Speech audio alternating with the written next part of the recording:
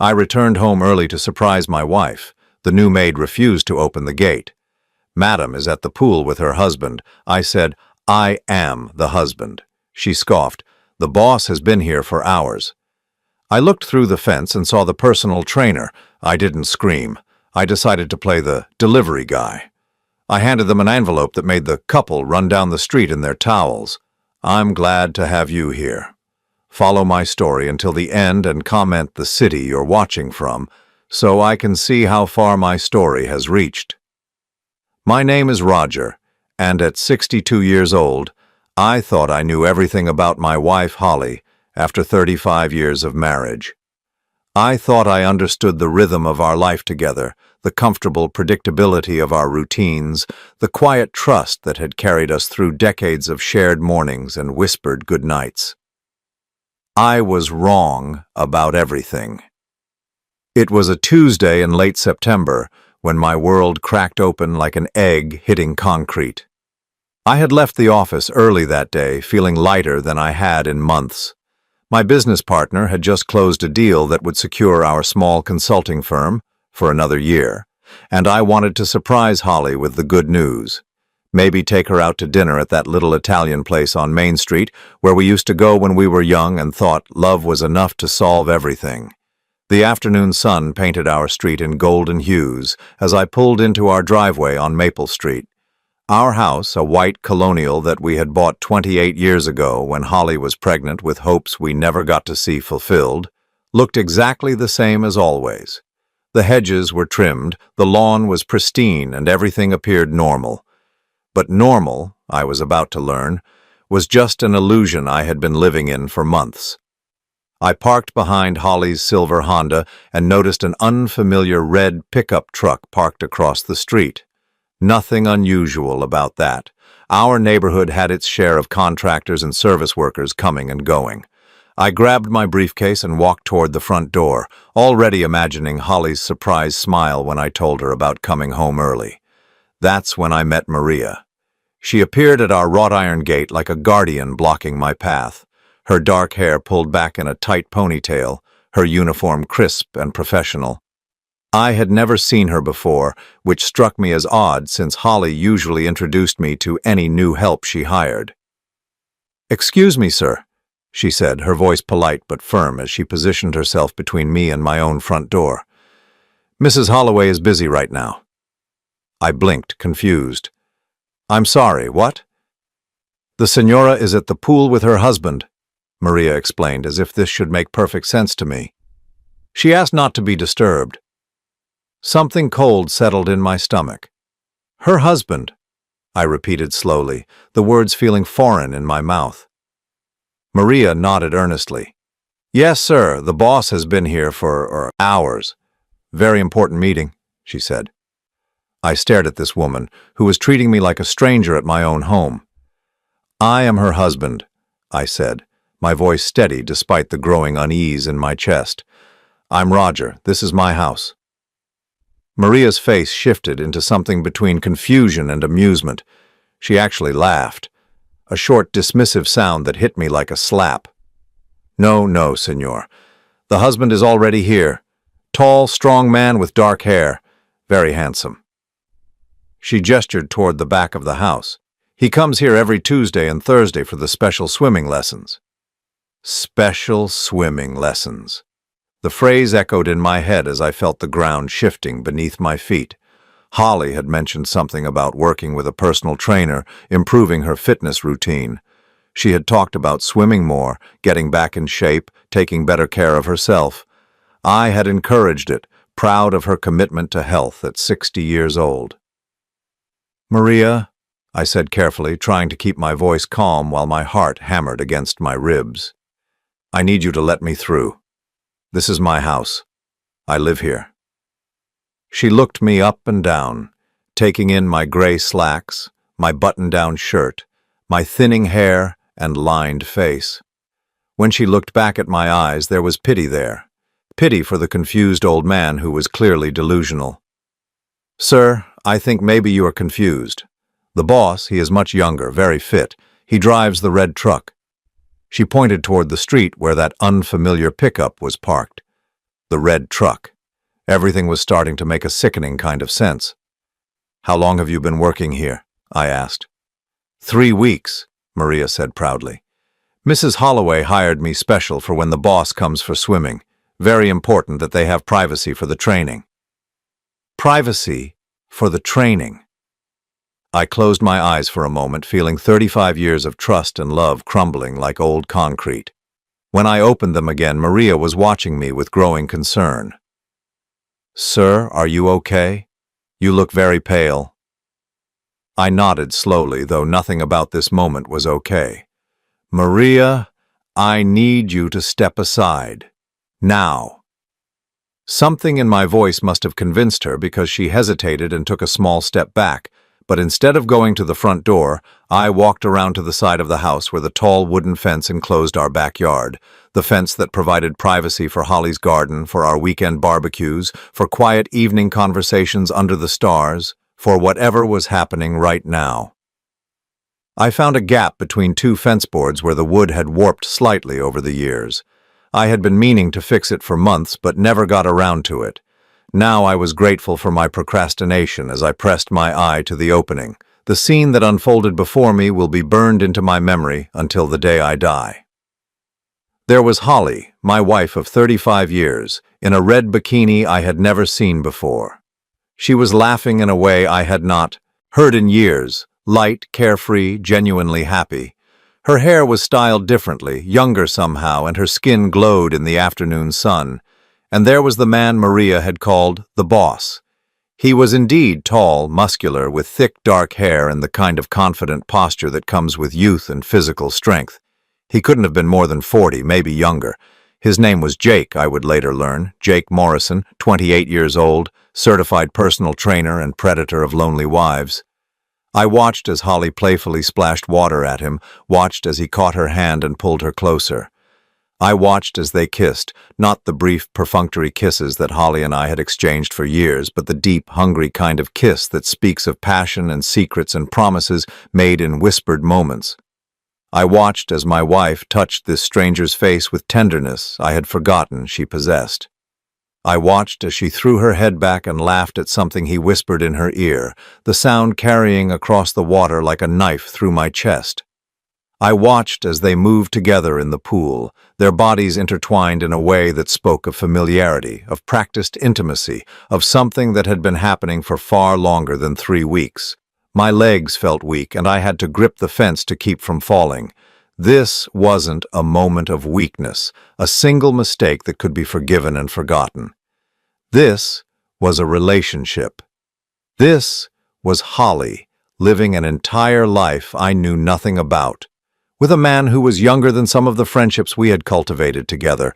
I don't know how long I stood there, paralyzed by the destruction of everything I thought I knew about my life. It could have been minutes or hours. Time seemed to have stopped, leaving me suspended in this moment of awful clarity. Finally, I forced myself to step away from the fence. My hands were shaking as I walked back around the house, past Maria, who was now watering the front flower beds and humming softly to herself. She looked up as I passed. "You find what you were looking for, sir?" I met her eyes, and for a moment I saw understanding there. She knew, of course she knew. Holly had hired her specifically to keep people like me, people like the real husband, from disturbing her afternoons with Jake. "Yes," I said quietly. "I found exactly what I was looking for." I got back in my car and drove away from my house, away from my life, away from 35 years of what I had thought was love, but was apparently just habit and convenience. I drove with no destination in mind, just needing to move, needing to process what I had seen.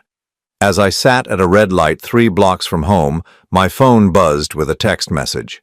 It was from Holly. "Working late at the gym again. Don't wait up. Love you." I stared at those 3 words. Love you, and felt something inside me die. Not just love, but the naive belief that the people closest to us are incapable of such casual cruelty. She was texting me lies while Jake's hands were still wet from touching her skin. That's when I knew I wasn't going to confront her. I wasn't going to scream or cry or beg for explanations. I was going to do something far more devastating than that. I was going to think. I drove for 2 hours that day, meandering through neighborhoods I barely recognized, past strip malls and coffee shops, and the ordinary lives of people who still believed their spouses came home to them each night. When I finally returned to our house on Maple Street, Jake's red pickup was gone and Holly was in the kitchen, preparing dinner as if nothing had changed. She looked up when I walked in, her face bright with what I now recognized as the glow of someone who had spent the afternoon being desired. "You're home late," she said, stirring something that smelled like the beef stew she used to make when we were young. "How was work?" I studied her face, looking for some sign of guilt or nervousness, some crack in the performance. There was nothing. 35 years of marriage had taught her exactly how to lie to me. "Fine," I said, setting my briefcase on the counter, "same as always." She nodded, already losing interest in the conversation. This, I realized, was how it had been for months. Holly, going through the motions of being a wife while her mind was somewhere else entirely. With someone else entirely. "I started that new fitness routine I told you about," she said casually, not meeting my eyes. "The personal trainer is really pushing me. I'm exhausted." The personal trainer. I wanted to laugh at the euphemism, but instead I just nodded. "That's good. You seem happier lately." She paused in her stirring for just a moment, so briefly I almost missed it. "Do I? Well, exercise is good for the mood, they say." Exercise. I watched her move around the kitchen, this woman I had shared a bed with for over 3 decades, and marveled at how easily the lies flowed. How long had she been practicing this performance? How many conversations had we had where she was thinking about Jake's hands on her skin while discussing groceries and bills and the weather? That night, I lay in bed, listening to Holly breathe beside me. Her body turned away from mine as it had been for months. I had attributed her distance to menopause, to the natural evolution of a long marriage, to the comfortable transition from passion to companionship. I had been such a fool. I didn't sleep. Instead, I stared at the ceiling and made lists in my mind. Everything I needed to know, everything I needed to do, every detail that would matter when the time came to act. The next morning, I called in sick to work for the first time in 5 years. Holly seemed surprised but not concerned. "I hope you're not coming down with something," she said, adjusting her hair in the hallway mirror. She was dressed for the gym in expensive workout clothes I didn't remember her buying. "I have my training session this afternoon, so I probably won't be back until evening." Training session. The words felt like salt in a wound. "Take your time," I told her. "Get a good workout." After she left, I sat in my home office and did something I never thought I would do in my entire life. I looked up private investigators in our area. The man I eventually hired was named David Chen. He was professional, discreet, and expensive, $3,000 for what he delicately called a comprehensive matrimonial investigation. I met him at a coffee shop downtown, away from any place where Holly and I might be recognized together. "How long has this been going on?" David asked after I explained the situation. "I don't know," I admitted. "I think longer than I want to believe." David nodded with the weary understanding of someone who had seen this story play out countless times. "Most people wait too long to call me. They see the signs but hope they're wrong. You're actually moving faster than most." Faster. The word stung because it implied I had been slow to recognize what was happening in my own marriage. How many Tuesday and Thursday afternoons had Holly been with Jake while I worked late at the office, proud of my wife for taking care of her health? "What exactly do you need to know?" David asked. "Everything," I said. "How long it's been happening, how serious it is, whether—" I paused, the words sticking in my throat like glass. "Whether she's planning to leave me?" David made notes in a small leather journal. "Most of my clients want evidence for divorce proceedings. Is that your goal here?" I considered the question. Was it? I honestly didn't know yet. All I knew was that I couldn't move forward, in any direction, without understanding the full scope of what I was dealing with. I just need the truth, I told him. The truth, as it turned out, was worse than I had imagined.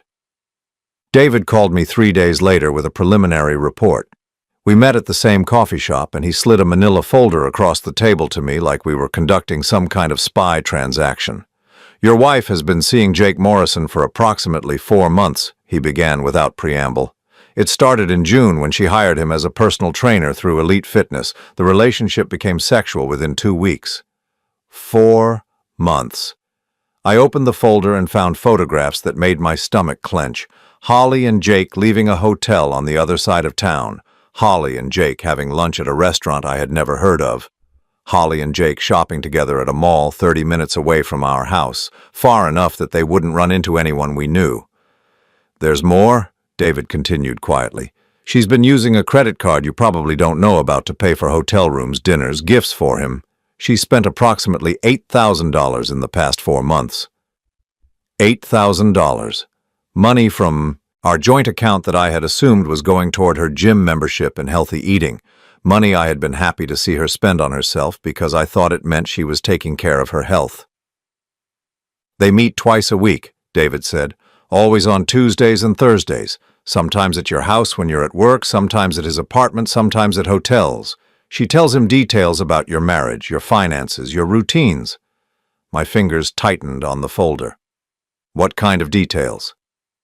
David's expression grew uncomfortable. "Mr. Holloway, this might not be something you want to hear. Tell me." "She's told him about your retirement accounts, your life insurance policy, the value of your house." David paused. "She's also told him that you've been talking about updating your will."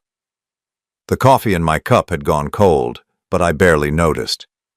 Why would she tell him about my will? David leaned forward slightly, his voice dropping. "Mr. Holloway, I've been doing this for 15 years. When a spouse starts discussing inheritances and life insurance with their affair partner, it usually means one of two things. Either they're planning to leave the marriage and want to know what they'll walk away with, or they're planning to wait for the marriage to end in a different way." The implications of his words hit me like a physical blow. Holly wasn't just having an affair. She was calculating, planning, waiting. "There's something else," David said, pulling out another photograph. "This was taken yesterday." The image showed Holly and Jake in what appeared to be a jewelry store. Jake was pointing to something in a display case while Holly nodded eagerly beside him. "We couldn't hear the conversation," David said, "but the body language suggests they're making plans, long-term plans." I stared at the photograph until the faces blurred. Holly was looking at Jake with the same expression she had worn when we picked out our engagement ring 40 years ago, excited, hopeful, in love. "How much do I owe you for this?" I asked, closing the folder. "You paid the retainer. This completes the basic investigation." David studied my face. "But Mr. Holloway, if you're planning to confront your wife with this information, I'd strongly recommend speaking with a divorce attorney first. Protect yourself legally before you make any moves." A divorce attorney. The phrase felt surreal. 3 days ago, I had been a married man planning to surprise his wife with good news from work. Now I was discussing legal protection from the woman I had loved for most of my adult life. "I'll think about it," I told David. But as I drove home with the folder on the passenger seat beside me, I knew I wasn't going to think about anything. I was going to act. That evening, Holly came home glowing again, her cheeks flushed and her eyes bright. She had started wearing perfume again, something light and expensive that I didn't recognize. "Great workout today," she announced, kissing my cheek with lips that had probably kissed Jake goodbye an hour earlier. "I think this new routine is really paying off." "You look wonderful," I said, and meant it. She did look wonderful, alive and vibrant in a way she hadn't in years. The irony was devastating. "I'm thinking about increasing my sessions," she said, opening the refrigerator. "Maybe 3 times a week instead of 2. Jake thinks I'm ready for more advanced training." Jake thinks. I wondered how many conversations Holly and I had had in the past 4 months where she had quoted Jake's opinions to me. How many times had she used my own trust against me? sharing intimate details of our life with her lover while I nodded and smiled and encouraged her newfound happiness. "Whatever makes you happy," I told her. She smiled at me then, a genuine warm smile that reminded me of why I had fallen in love with her so many years ago. That smile hurt more than all of David's photographs combined because it meant that Holly was capable of feeling joy and love and contentment. She just felt those things for someone else now. That night, I made my decision. I wasn't going to confront Holly. I wasn't going to beg or plead or ask her to choose between Jake and me. I already knew who she would choose, and I refused to humiliate myself by asking the question. Instead, I was going to give Holly exactly what she wanted, but on my terms. I was going to set her free in a way she would never forget. The following week, I became a man I didn't recognize. During the day, I maintained my routine, going to work, responding to emails, attending meetings as if my life wasn't disintegrating. But underneath the surface, I was conducting my own investigation, piece by piece, like assembling a puzzle I desperately didn't want to complete. I started paying attention to details I had ignored for months. The way Holly's phone was always face down on the table, how she had suddenly become interested in taking longer showers, sometimes twice a day, the fact that she had started doing laundry more frequently, washing clothes I never saw her wear around me. On Thursday morning, Holly announced she was going shopping after her training session and wouldn't be home until evening. The casual way she delivered this information, as if she were discussing plans to visit the grocery store, made my stomach turn. "Take your time," I told her, kissing her goodbye like I had done thousands of times before. Her perfume smelled different again. Everything about her seemed designed for someone else's appreciation. An hour after she left, I did something that would have been unthinkable to me just a week earlier. I searched through her belongings. I started with her dresser, methodically going through drawers I had respected as private for 35 years. In the back of her jewelry box, underneath the earrings I had given her for our last anniversary, I found a receipt from Victoria's Secret. $467 for lingerie I had never seen her wear. My hands trembled as I unfolded the receipt. The date was from 3 months ago. Early July, just weeks after her affair with Jake had begun, according to David's timeline. The itemized list read like a catalog of seduction: silk negligées, lace sets, perfume, body lotion, none of it purchased for me. I sat on the edge of our bed, surrounded by the evidence of Holly's double life, and felt something inside me crystallize. This wasn't just an affair. This was a complete reimagining of herself for another man. She had become someone new, someone exciting and desirable, but only when she was away from me. In her nightstand drawer, I found a small leather journal I had never seen before. My conscience warred with my need to know the truth, but the truth won. I opened it to find pages of Holly's handwriting, documenting her relationship with Jake in excruciating detail. The entries started in June. "Jake makes me feel alive again. When he looks at me, I remember what it's like to be desired, not just tolerated." July. "He says Roger seems like a good man but boring. He can't understand how someone my age ended up with someone so old and set in his ways. Neither can I, honestly." August. "Jake asked about the house today. He was surprised to learn it's worth so much. We talked about what it would be like to travel together, to see the world without having to worry about Roger's careful budgets and retirement planning." September. I found myself looking at Roger this morning and feeling nothing but pity. He has no idea how much life he has left to live, but he's already given up. Jake would never give up like that. Each entry was a dagger through whatever remained of my heart, but it was the most recent entry, dated just 3 days ago, that made my blood run cold. Jake brought up something interesting today. He said he knows people who have been in situations like ours before. Older woman, younger man, complicated marriage. He said sometimes these things resolve themselves naturally if you're patient enough. I asked what he meant, and he just smiled and said that sometimes life has a way of opening doors when you least expect it. I read that entry 3 times, the implications becoming clearer and more terrifying with each reading. Resolve themselves naturally. Life has a way of opening doors. The euphemisms were thin veils over something much darker. I closed the journal and sat in the silence of our bedroom, trying to process what I had discovered. Holly wasn't just planning to leave me. She and Jake were discussing scenarios where leaving wouldn't be necessary, where the marriage would end in a way that would leave her free but financially secure. My phone rang, interrupting my dark thoughts. It was David Chen. "Mr. Holloway, I need to see you immediately."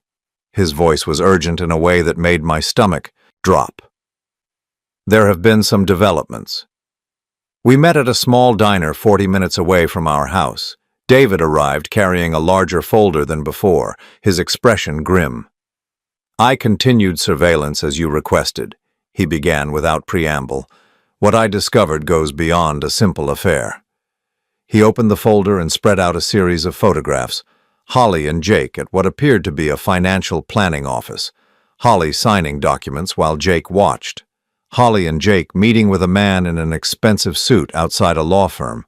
"Your wife has been meeting with financial advisors and attorneys," David said quietly, "without your knowledge." I stared at the photographs, my mouth dry. What kind of meetings? "Based on what we could observe and some discreet inquiries, she's been exploring her options regarding asset division in the event of divorce, but that's not the concerning part." David pulled out another set of photos. These showed Holly and Jake with a different man, someone who looked less professional, more predatory. "This man is Tommy Ricci. He has a history of insurance fraud and has been involved in several suspicious death claims over the past decade. Nothing proven, but enough of a pattern to raise red flags." The room seemed to tilt around me. "What are you saying?" "I'm saying your wife and her boyfriend have been asking questions about your life insurance policy, specifically about how quickly claims are paid out and whether there are any exclusions for accidental death." I felt bile rise in my throat. "You think they're planning to kill me?" David leaned forward, his voice dropping to barely above a whisper. "I think they're exploring all their options, and one of those options involves you having an accident that would leave your wife a very wealthy widow." The photographs blurred in front of me as the full scope of Holly's betrayal became clear. This wasn't just about sex or loneliness or the excitement of a younger man. This was about money, about freedom, about starting over without the inconvenience of divorce proceedings or asset division.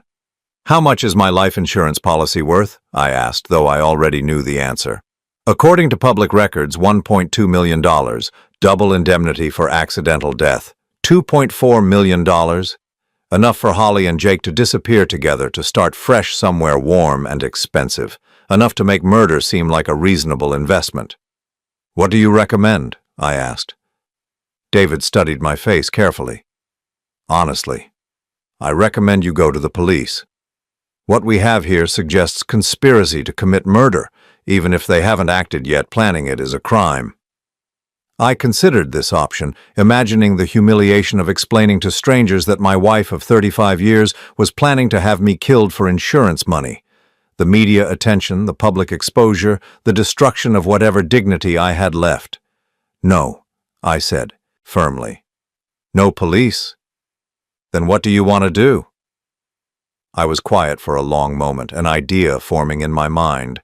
A plan that would give Holly exactly what she wanted, but not in the way she expected. "I want you to document everything," I told David. "Every meeting, every conversation you can record, every plan they make. I want evidence of all of it."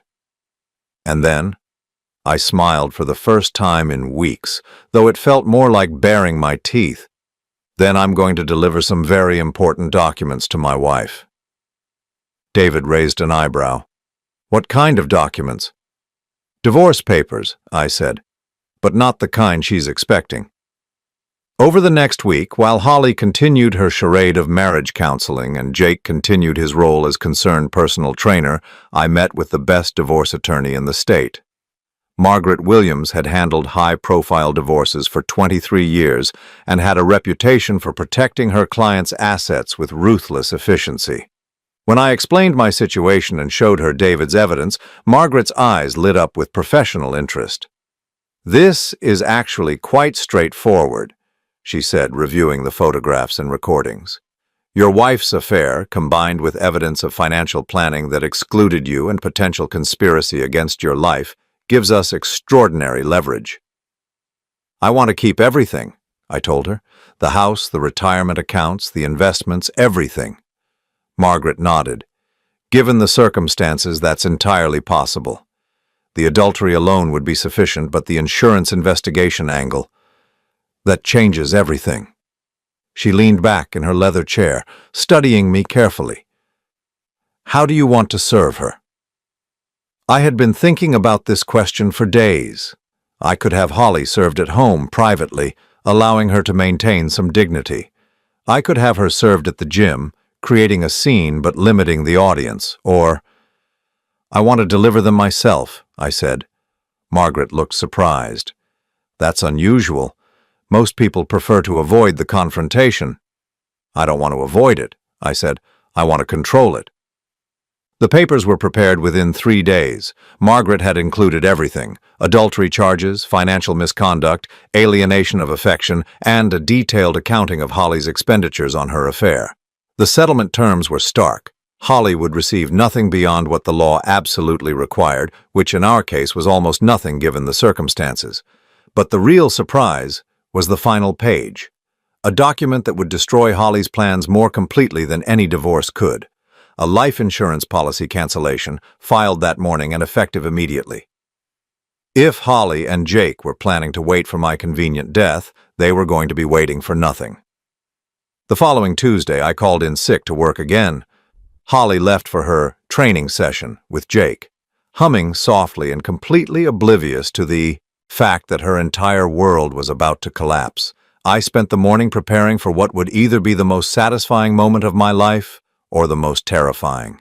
Either way, it would be the most honest moment Holly and I had shared in months.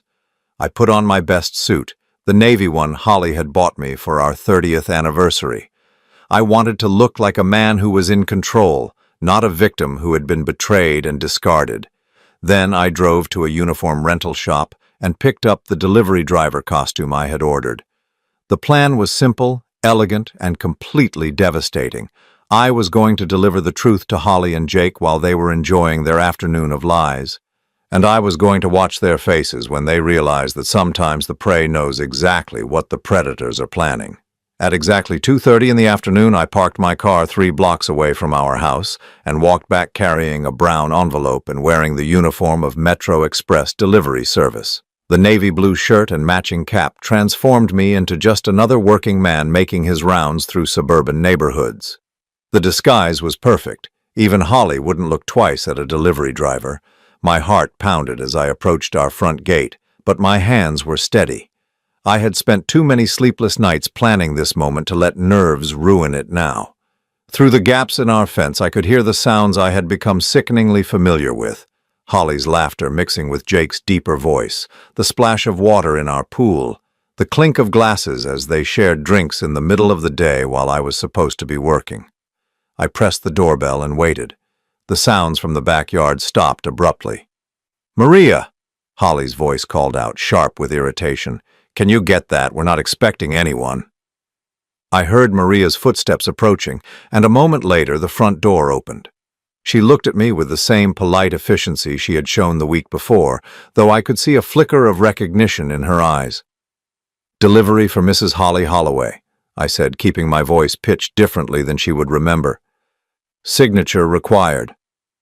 Maria took the envelope and examined it. "What company is this from?" "Legal documents," I said simply. "Very important that Mrs. Holloway receives them immediately." Something in my tone must have convinced her because she nodded and headed toward the backyard.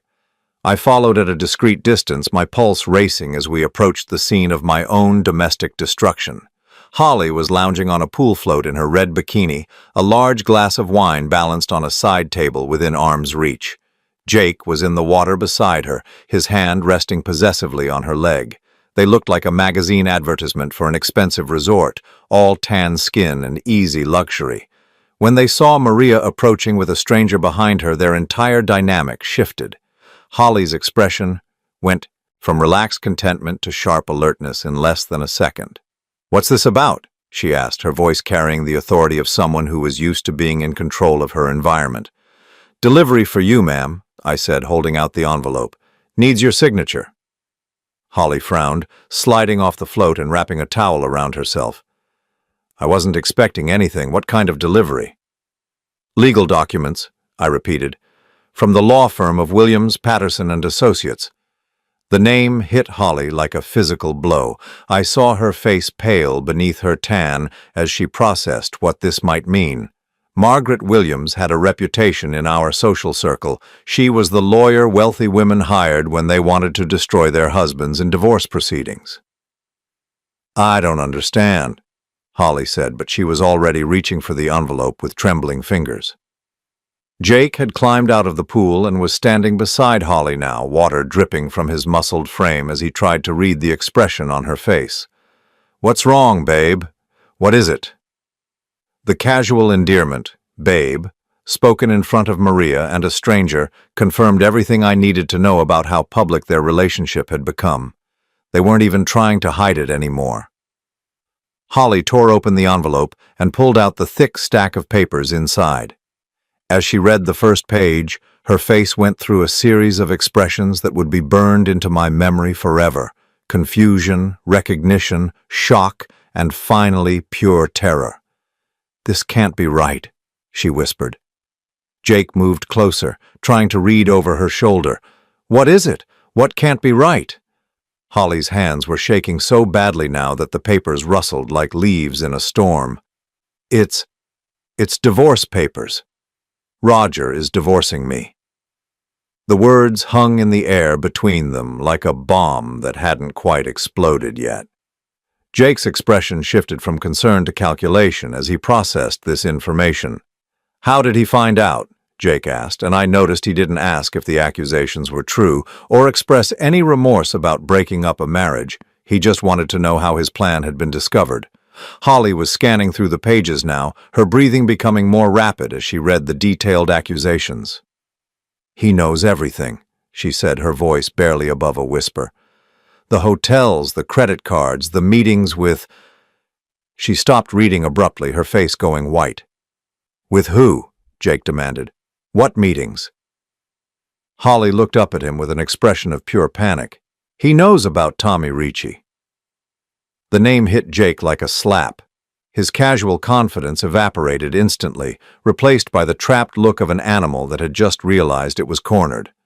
That's impossible, Jake said, but his voice lacked conviction. We were careful. We never talked about that anywhere we could be overheard. Apparently we weren't careful enough, Holly snapped, her panic turning to anger. Look at this. He has photographs of us meeting with Tommy. Dates, times, everything. She flipped to another page, and her face somehow managed to get even paler. Oh, God. Oh, no, no, no. What now? Jake asked, though he looked like he didn't really want to know. The life insurance policy, Holly said, her voice cracking. He canceled it yesterday. It's void, all of it. Jake staggered backward as if she had hit him. What do you mean, canceled? I mean, there is no life insurance policy anymore. Holly's voice was rising toward hysteria. Whatever we were planning, whatever Tommy was supposed to do, it's all worthless now. I watched this exchange with a mixture of vindication and disgust. They were confirming everything David had suspected, admitting to plans that would have ended with my death, and their only regret was that they had been caught before they could execute their scheme. Maria, who had been standing nearby with growing alarm, cleared her throat nervously. Mrs. Holloway, should I leave you alone with these papers? Holly looked at her as if she had forgotten the poor woman existed. Yes, she said absently. Yes, go inside. Don't let anyone else in today. As Maria hurried back toward the house, Jake grabbed Holly's arm. We need to think about this rationally. If Roger has evidence, if he knows about Tommy, then we need to... We need to what? Holly interrupted. Run? Where exactly do you think we're going to go? I'm about to lose everything, the house, the savings, all of it. And you... She turned on him with sudden viciousness. You don't have anything to contribute. You're a personal trainer who lives in a one-bedroom apartment. Jake's face darkened with anger and wounded pride. Hey, this whole thing was your idea. You're the one who said your husband was old and boring and probably wouldn't live much longer anyway. You're the one who wanted to speed things up." "Lower your voice," Holly hissed, glancing around as if she was afraid of being overheard. But it was too late for discretion. Their carefully constructed fantasy was collapsing in real time, and they were turning on each other like animals fighting over the last scrap of food. "I need to call a lawyer," Holly said, her mind clearly racing. "If Roger has evidence of an affair, I can still get something in the divorce. Community property laws—" "Did you not read the papers?" Jake interrupted. "Look at page 7.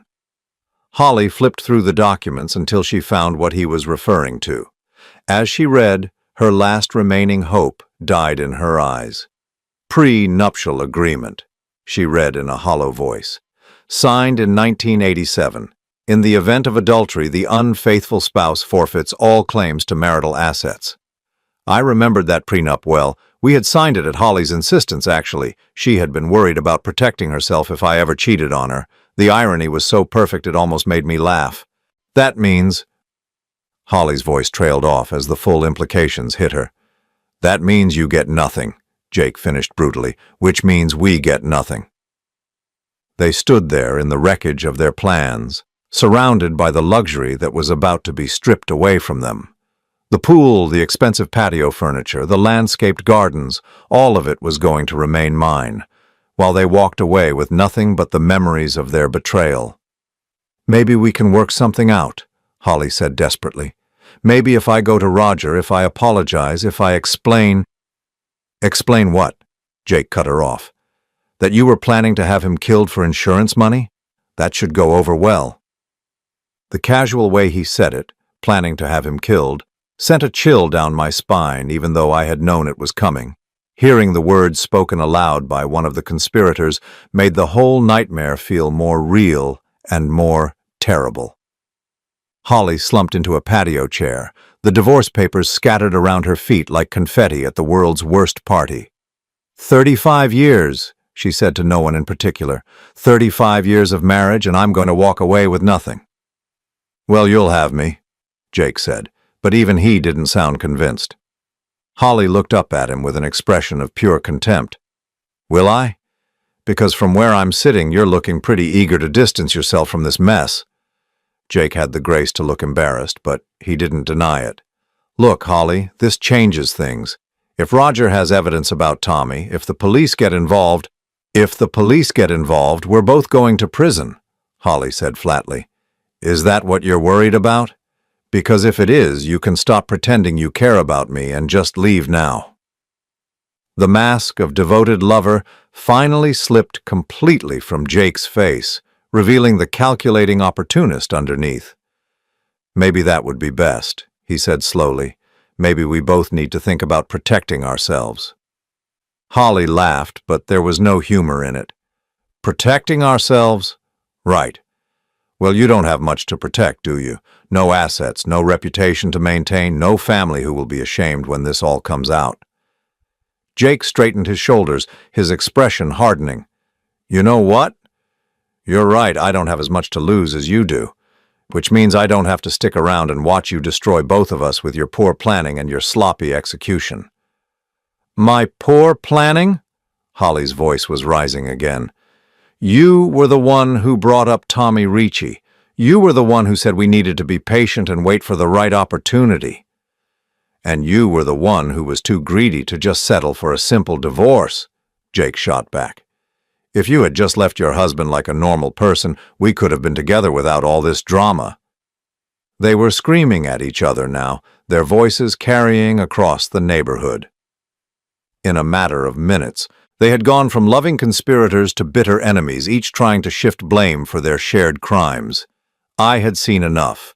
I turned and walked back toward the front of the house, leaving them to destroy each other with words since they would no longer have the opportunity to destroy me with actions. As I reached the front gate, I heard Holly call Jake's name one last time, her voice desperate and pleading. But by the time I looked back, Jake was already grabbing his clothes and heading for his truck. The alliance that had threatened my life was crumbling as quickly as it had formed, and I hadn't even had to say a word. I drove home slowly that evening, taking the long route through neighborhoods where families were gathering for dinner, where children played in front yards, where normal people lived normal lives untouched by betrayal and conspiracy. The delivery uniform lay folded on my passenger seat like the costume from a play that had just concluded its final performance. When I pulled into our driveway at 6:30, Jake's red pickup truck was gone, and our house stood silent against the fading daylight. I sat in my car for a moment, savoring the calm before what I knew would be a storm unlike anything our marriage had ever weathered. I found Holly in our living room, still wearing the clothes she had thrown on over her bikini hours earlier. She was sitting on the edge of our couch, divorce papers spread across the coffee table like evidence at a crime scene. Her hair was disheveled, her makeup smeared, and her hands shook as she held a glass of what appeared to be straight whiskey. When she looked up and saw me standing in the doorway, her face went through a series of expressions: surprise, guilt, anger, and finally a desperate kind of calculation. "Roger," she said, her voice hoarse from hours of crying or screaming or both. "We need to talk." I set my briefcase down carefully, as if this were any other evening, as if I were just coming home from another ordinary day at the office. "Do we?" Holly stood up unsteadily, the whiskey clearly not her first attempt at dulling the edges of her situation. "Those papers, those accusations, they're not what you think." I almost admired her audacity. Even caught red-handed with evidence that could send her to prison, she was still trying to manipulate the narrative. "What should I think they are, Holly?" She moved closer, her eyes searching my face for some sign of the malleable husband she had been betraying for months. "It's complicated. Jake, he's been pressuring me, making me do things I never would have considered on my own." The lie was so transparent, so insulting to both my intelligence and my dignity, that I felt the last vestiges of love I had carried for this woman finally die. She was going to blame Jake, paint herself as the victim of his manipulation, as if I hadn't read her journal entries celebrating their conspiracy. "Pressuring you to do what?" "Exactly?" I asked. Holly's breathing became more rapid as she realized I wasn't going to make this easy for her.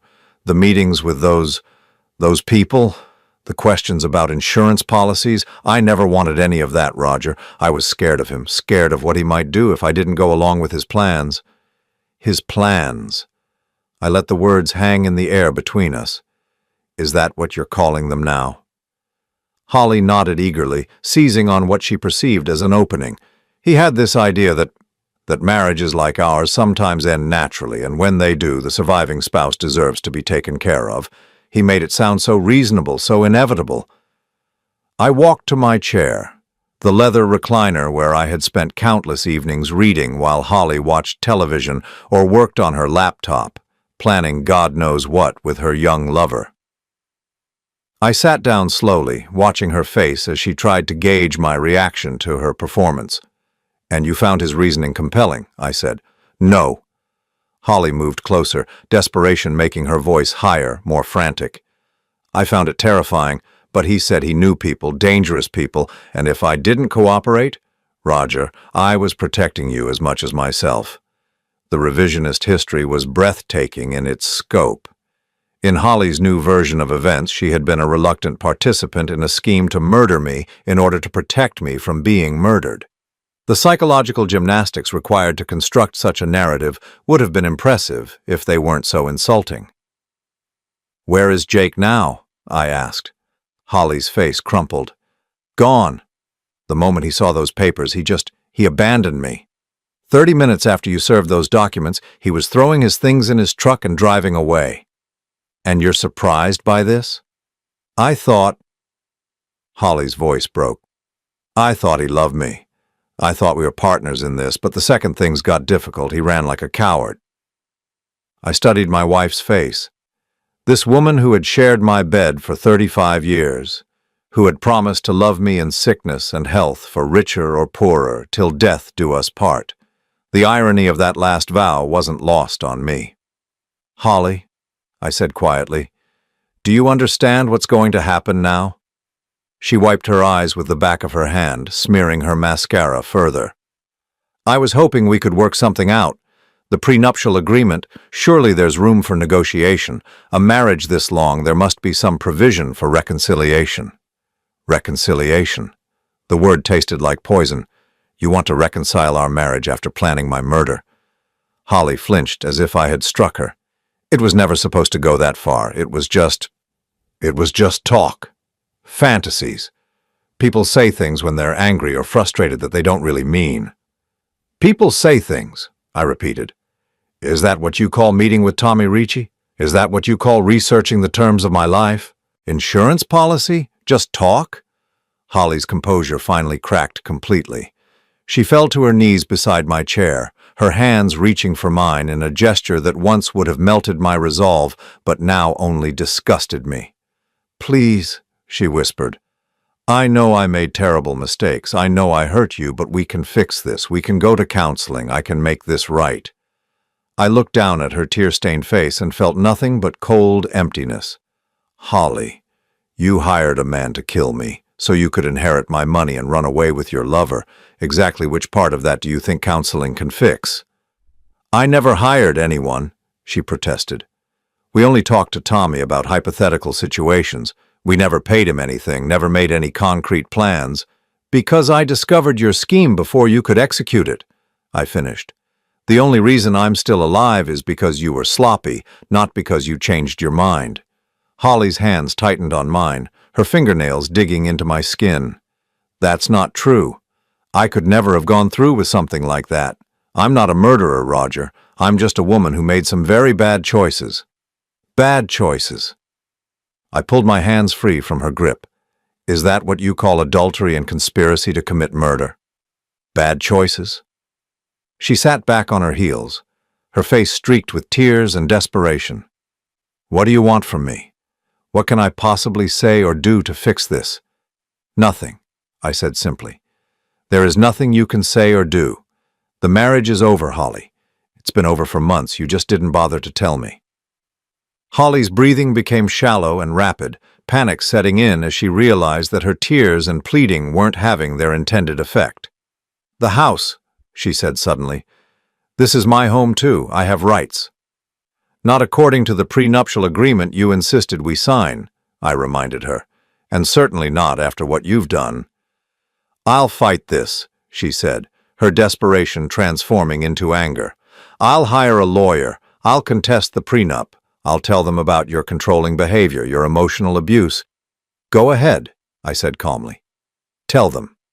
And while you're explaining how I emotionally abused you, I'll be sharing David Chen's surveillance footage with the district attorney. Holly went very still. What surveillance footage? The footage of you meeting with Tommy Ricci. The recordings of your conversations about insurance payouts and convenient accidents. The documentation of every hotel room you paid for, every lie you told, every plan you made. The color drained from Holly's face as she realized the true scope of what I had discovered. You hired someone to spy on me? I hired someone to find out the truth, I corrected. And the truth is that you're a would-be murderer who got caught before you could follow through. Holly staggered to her feet, her hand pressed against her chest as if she couldn't breathe. You can't prove intent. Talking to someone isn't the same as hiring them. Maybe not, I agreed. But it's enough to destroy any sympathy a judge might have for your situation, and it's certainly enough to ensure that you leave this marriage with exactly what you brought to it. Nothing. Holly looked around our living room as if seeing it for the first time, cataloging everything she was about to lose. The antique furniture we had collected over decades of marriage, the artwork we had chosen together, the photographs documenting a life that had apparently been a lie for longer than I cared to calculate. Where am I supposed to go? She asked, her voice small and lost. I don't know, I said honestly, and frankly, I don't care. You should have thought about that before you decided to plan my funeral. Holly's phone buzzed with a text message. She looked at it with what appeared to be hope, but as she read the message, her face fell even further. Jake, I asked. She nodded miserably.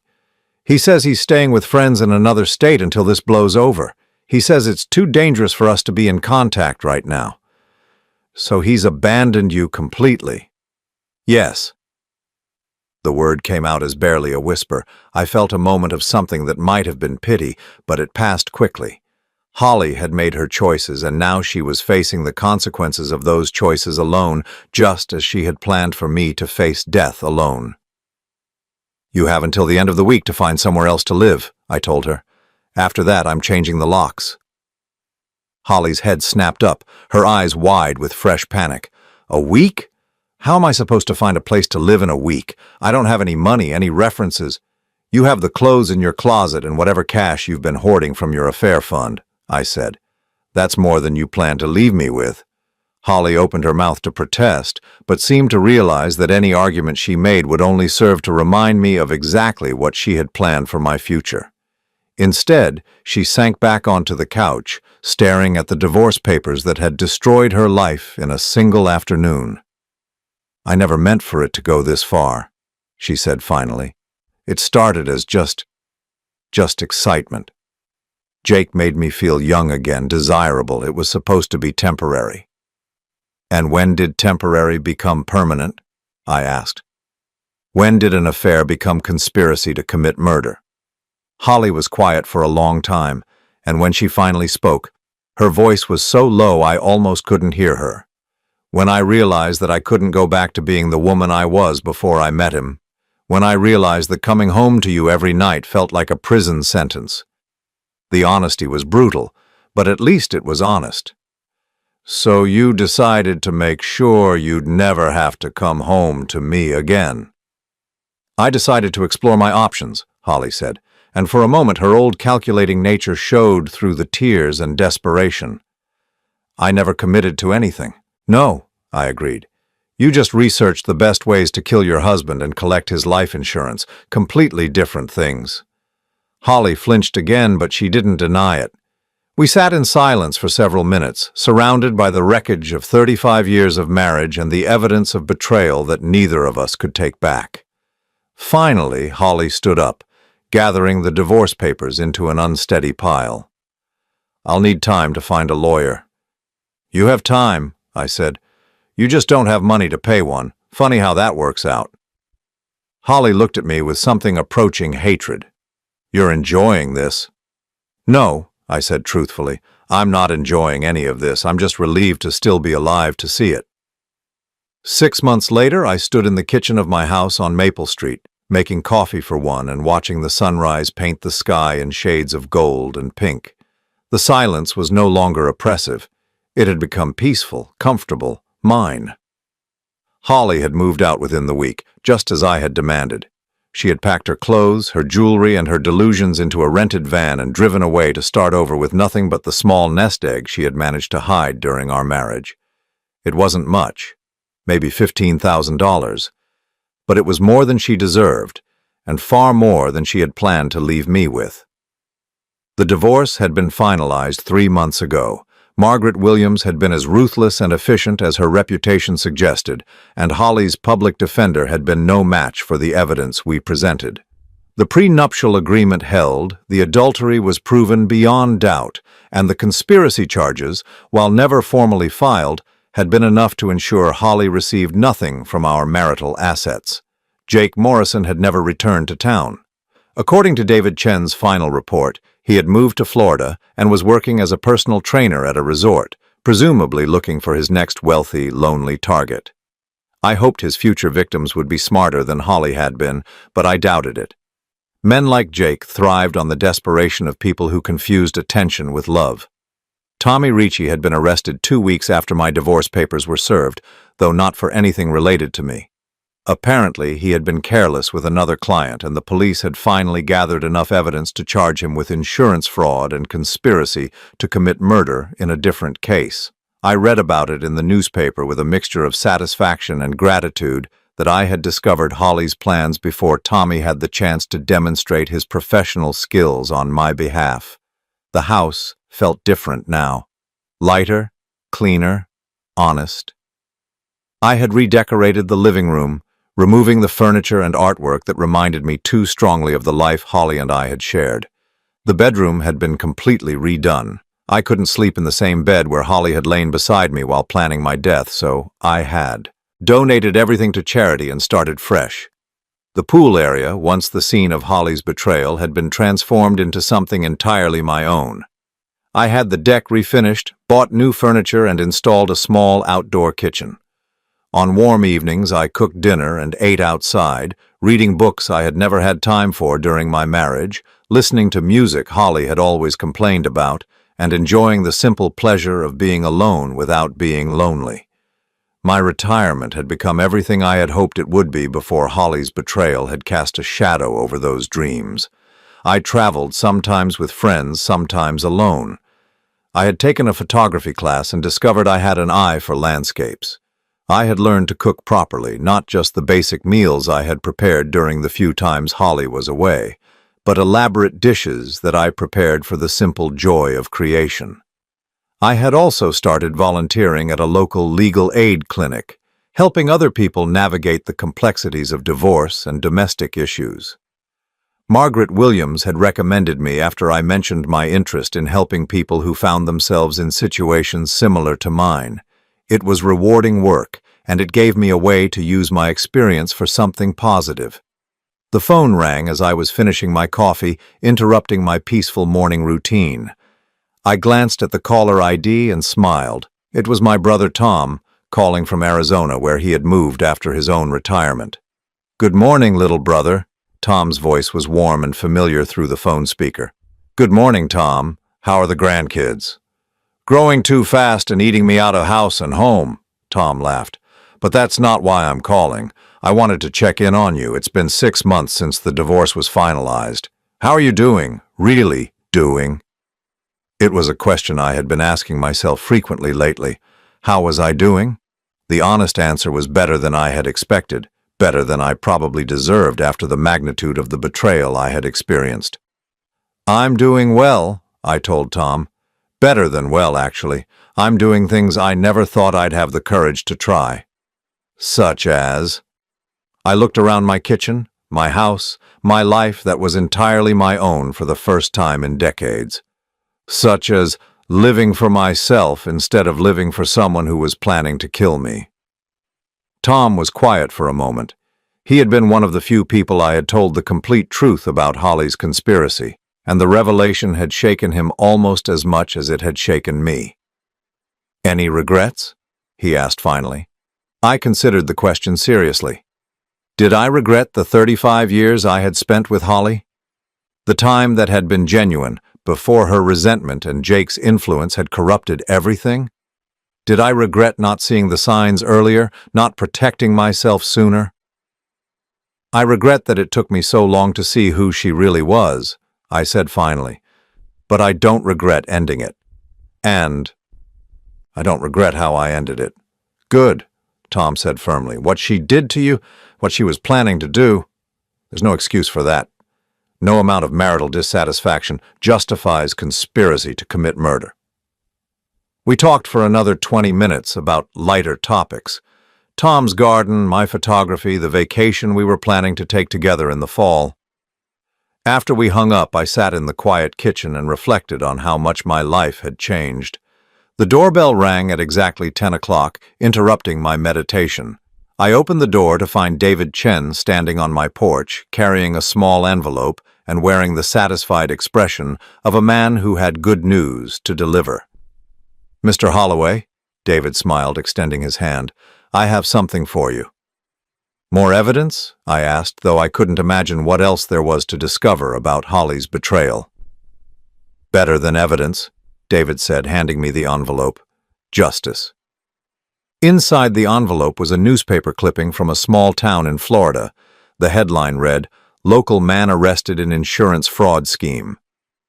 Below it was a photograph of Jake Morrison being led away in handcuffs. "He tried the same scam with a widow in Tampa," David explained. "Apparently she was smarter than he gave her credit for, and she went to the police when he started asking about her late husband's life insurance policy." I studied Jake's photograph, noting how different he looked in handcuffs compared to the confident, predatory man who had seduced my wife. "How long is he facing?" "With his priors and the conspiracy charges, probably 15 to 20 years. Turns out your wife wasn't his first victim, just his most ambitious project." I folded the newspaper clipping and put it back in the envelope. "And Holly?" David's expression became more serious. She's working as a waitress in a diner about 50 miles south of here. Lives in a studio apartment above a laundromat. No car, takes the bus to work every day. The information should have made me feel vindicated, but instead I felt only a vague sadness. Holly had traded a comfortable life and a husband who loved her for poverty, isolation, and the knowledge that her young lover had been using her just as cynically as she had been using me. "She's asked around about you," David continued. "Apparently she's curious about how you're doing, whether you've sold the house, whether you're dating anyone new." "And what do people tell her?" David smiled. "They tell her you're doing better than you ever did when you were married to her." After David left, I spent the afternoon in my garden, tending to the vegetables I had planted in the spring. Gardening had become one of my unexpected pleasures in this new life. The satisfaction of nurturing something from seed to harvest, of creating beauty and sustenance with my own hands. As the sun began to set, painting the sky in brilliant oranges and purples, I realized that this was what happiness looked like. Not the dramatic joy of new love or unexpected windfall, but the quiet contentment of a life lived honestly, of being free from pretense and betrayal. My phone buzzed with a text message from an unknown number. For a moment I wondered if it might be Holly, trying to establish contact after all these months. But when I opened the message, it was from someone far more welcome. "Hi, Mr. Holloway, this is Susan from the Legal Aid Clinic. I wanted to thank you for your help with my divorce case. The judge ruled in my favor today. I'm keeping the house and full custody of the kids. I couldn't have done it without your guidance. You saved my life." I read the message twice, feeling a warmth that had nothing to do with the evening sun. Susan was a young woman whose husband had been stealing money from their joint accounts to fund an affair, leaving her and their 2 young children in financial jeopardy. I had helped her gather evidence and navigate the legal system, sharing some of the hard-won wisdom from my own experience. I typed back, "Congratulations, Susan. You saved your own life. I just helped you see that you had the strength to do it." As darkness settled over my neighborhood and lights began to twinkle in windows where families were gathering for dinner, I went inside and prepared my own meal. I cooked slowly, methodically, taking pleasure in each step of the process. I set the table with my good china, not saving it for a special occasion, because I had learned that every day you're alive and free is a special occasion. I ate dinner while reading a book about landscape photography, planning the trip I would take next month to photograph the changing leaves in New England. It would be my first autumn as a truly single man in 35 years, and I intended to celebrate it properly. Later that evening, as I prepared for bed in my new bedroom that held no memories of betrayal or conspiracy, I found myself thinking about the moment 6 months ago when I had stood outside my own fence, watching Holly laugh with her lover while they planned my death. That man, the naive, trusting husband who had been so easily deceived, felt like a stranger to me now.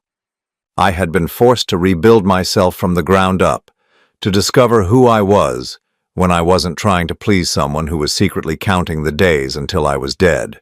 The process had been painful, but the result was worth every moment of heartache and humiliation. I was free. Free from lies, free from manipulation, free from the exhausting effort of trying to earn love from someone who was incapable of giving it. Free to be honest, to be myself, to build a life based on truth rather than compromise. As I turned off the lights and settled into sleep, I smiled at the thought that Holly, wherever she was tonight, would never again have the power to hurt me. I had taken that power away from her the day I delivered those divorce papers, and I would never give it to anyone else again. The envelope of truth had set me free, and I intended to stay that way.